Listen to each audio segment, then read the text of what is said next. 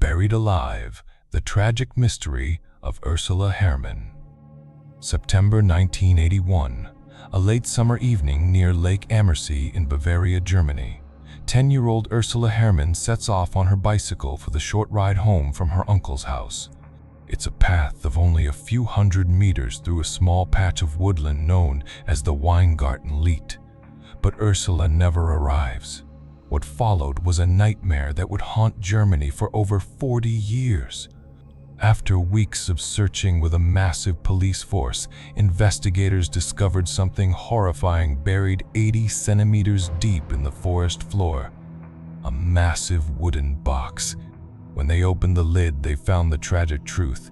Inside lay little Ursula, lifeless. But this was no ordinary coffin.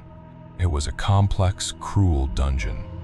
The kidnapper had equipped the box with lighting, a radio, food, comic books, and even a ventilation system made of plastic pipes.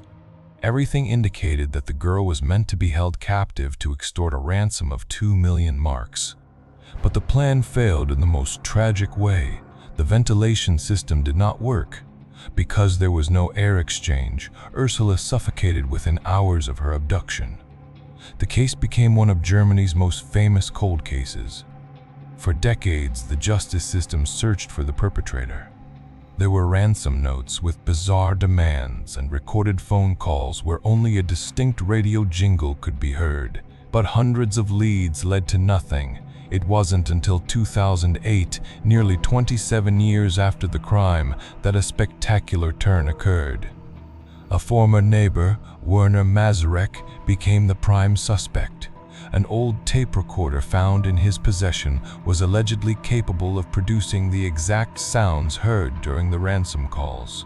Despite a total lack of DNA evidence and Mazurek's steadfast denial, he was sentenced to life in prison in 2010 based purely on circumstantial evidence. However, the story does not end there. To this day, massive doubts about the verdict remain. Critics, and even Ursula's own brother, Michael Herrmann, doubt that Mazurek is the true killer.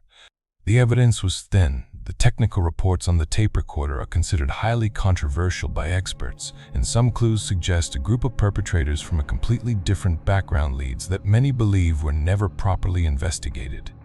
Was Werner Mazurek truly the cold-blooded kidnapper, or did the justice system simply need a conclusion after 3 decades of failure? The girl in the box remains a case that proves that sometimes a closed file doesn't mean the truth has been found. What do you think? Is an innocent man behind bars, or did the police finally catch a monster?